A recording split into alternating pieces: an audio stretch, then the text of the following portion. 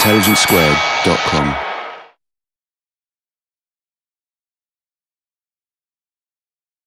Now, the ushers are going to come round with ballot boxes. And so this is the moment when you have to decide. You have to take your voting slips out and tear them in half and decide whether you're for or against and put the whole thing in if you really can't make your mind up. But we definitely don't want the don't knows to win. Okay, as you're doing that, in silence. Are we not supposed to summarize that? Yes. Now, in silence, don't discuss with your neighbor how you're going to vote. Your vote, as they always say in Zimbabwe, my vote is my secret. Our panelists are going to briefly sum up in 3 minutes. And we're going to go in reverse order, and they're going to stay sitting where they are. So, Stephen, starting now. Well, ladies and gentlemen, it's been an impassioned debate, and I've certainly enjoyed it myself. Listen, there are certain ironies as well as tragedies, as well as great benefits in the whole African equation. And I don't think it's very, very helpful to lumber any one country or any one group of countries with either all the blame or all the benefit in terms of what's happened. In the end, George is completely correct. Africa is going to have to do it for itself. But having said that, Africa can do it for itself on the basis of its own choices. What upsets me is that we seem to be dictating to them whether or not they're making wise choices in dealing with the Chinese or dealing with the Russians or dealing with the Indians. There are lots of elephants in this room. It's not just the Chinese. Part of growing up is learning how to negotiate, learning from your mistakes, and not being patronized. And I think with that kind of open mind, we should trust Africa to go ahead in terms of its relations with anybody. Thank you. Anna, can you sum up for your side? Well, I come from the left, and although I'm sitting here at the right, I'm from the left, and I am from a left who fought colonialism, who fought colonialism in my own country, was a colonial power. So my left is the left of human rights, the left of democracy, the left of the rule of law. That is essential for sustainable development. So I do not accept and I do not condone any practices by Europeans, Americans, Chinese, or Africans that are actually violating essential universal principles. I do not offer apologies for the colonial behavior and unfair behavior, even in terms of not living up to the commitments in terms of development assistance by the Europeans and the Americans, all the mistakes done in Sudan, in Somalia, in Ethiopia, in many other places.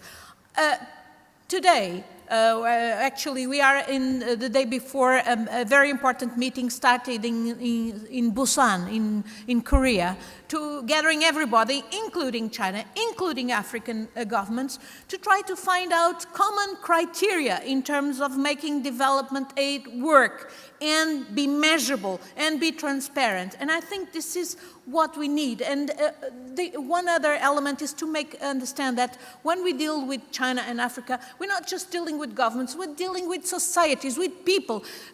Addressing the needs of people is the crucial question. Empowering them is the crucial question. The women, the youth, they are the ones who are making the Arab Spring war, showing all these hopes. And I agree with what was said by George, that indeed at some point in China as well, we are already watching that. See how Ai Weiwei and the other people came out defying, challenging the regime in China. So I believe that we need to make China understand that it's in its long-term strategic interest to indeed come to these criteria that will indeed enable some development out of its practices in Africa and elsewhere. And we need to do it at home as well, because the scramble for Africa we've been talking about in the last years, it's now turning the scramble for Europe. Everything is cheap, available to Chinese sovereign funds, very opaque. We need absolutely, we Europeans as well, together with Africans and the Chinese, to call for transparency, accountability, scrutiny, closure or control of these offshores, these tax havens who are the holes where so much wealth from Africa and from Europe are diverted from our well-being. Thank you very much. Deborah.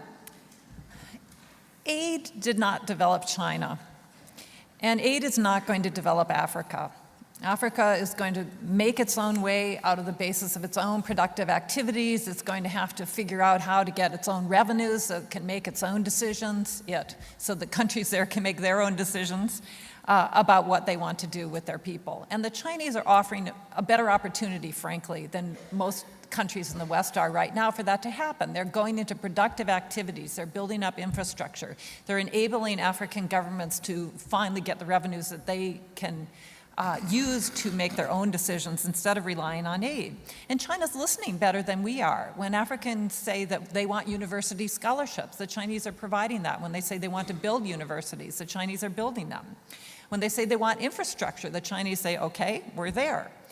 Productive activities, this is what they're doing. They're investing, they're going into manufacturing. And finally, China is changing very rapidly. If your ideas about what China's doing in Africa date from 2006 or 2007, they're already out of date. Look at the environment. Look at the environmental impact assessments that they're doing for their projects.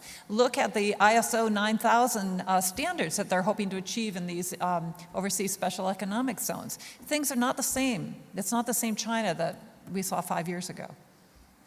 And George. Thank you very much for this wonderful opportunity to debate this topic. And you know, I come from a different perspective, and that perspective is I want to see Ubuntu institutes built in Africa, not Confucius institutes, okay? And also I'd like to make a certain fact plain, and that is, see, Western companies wouldn't get away with what the Chinese companies are doing in Africa. You know, I mean, if it had been Western companies doing business in Sudan or even in Angola or with the Queensway Institute, for example, there would have been a whole lot of, you know, noise about this, and there would have been campaign against these Western companies. But you can't do that with Chinese companies because they are government-controlled or government-owned. But in a way, I don't put too much blame on the Chinese companies. I put the blame on our leaders. Okay. The leadership has sort of failed the African people. Many of them are corrupt. Many of them have no accountability to their people. They are not elected. And look, there is a saying, and that saying is nobody can exploit you without your own consent. And if China is getting away with murder in Africa, it's because our leaders have made it possible for them to do so. And that's why we're going to change many of the leaders in Africa. And I wrote a book about this, and that is Defeating Dictators. Now you get the promotion for the book. I knew he'd slip that in. I knew that would happen. The ushers are at the moment feverishly counting your votes. And so in that moment, I shall abuse my position in the chair to ask the questions I want to ask. And George, I want to ask you, what on earth is wrong with the Confucius Institute? It's great if people learn Chinese.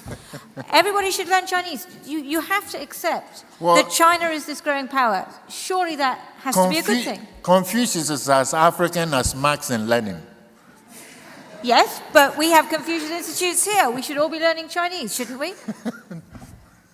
No. No. Look, we build, statues of Marx and Lenin, okay, in Ethiopia and Cotonou in Benin, for example. And I mean, look, this is not something that you should impose upon Africa. One of the reasons why things went so wrong is because, we were forced to imbibe all these foreign ideas which we didn't understand. Okay. And one thing I wanted to ask on this side is the infrastructure question, which we've mentioned a lot.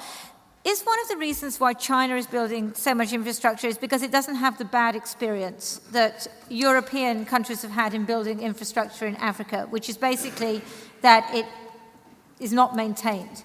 And is the Chinese development that we're seeing, has it got maintenance contracts built into it? Will it last? The Chinese would like to do maintenance contracts. And in fact, in Ethiopia, they're building a toll road in which a Chinese company will run the toll road until they've repaid the loan to build the road. So in that sense, they're willing to step up to the plate and do the maintenance if African governments aren't willing to do it. But they're doing infrastructure for two reasons. One is simply pecuniary. They have construction companies that are already there. They're bidding on these contracts, and 89% of the contracts they're getting are through bidding. And they're making a lot of money from that. But the other is because they believe that if you want to rise out of poverty, you first build a road. That's a common saying in China, 要想富，先修路. And so that's how they look at Africa. Boy, a lot of roads need to be built here. Okay, I can see somebody is hovering on the edge of the stage with the vote. All right. So here we are. I feel like I'm sort of doing the Eurovision Song Contest or something. Aha.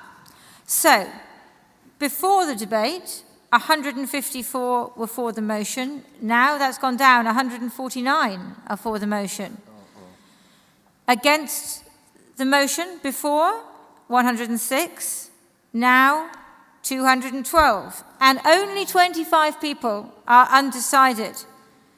So, the motion has gone against. There has been a change around. More of you are convinced by the argument and no longer believe that you have to beware of the dragon. But as Anna said, the dragon's coming here anyway. Yes. Thank you very much indeed for joining us tonight.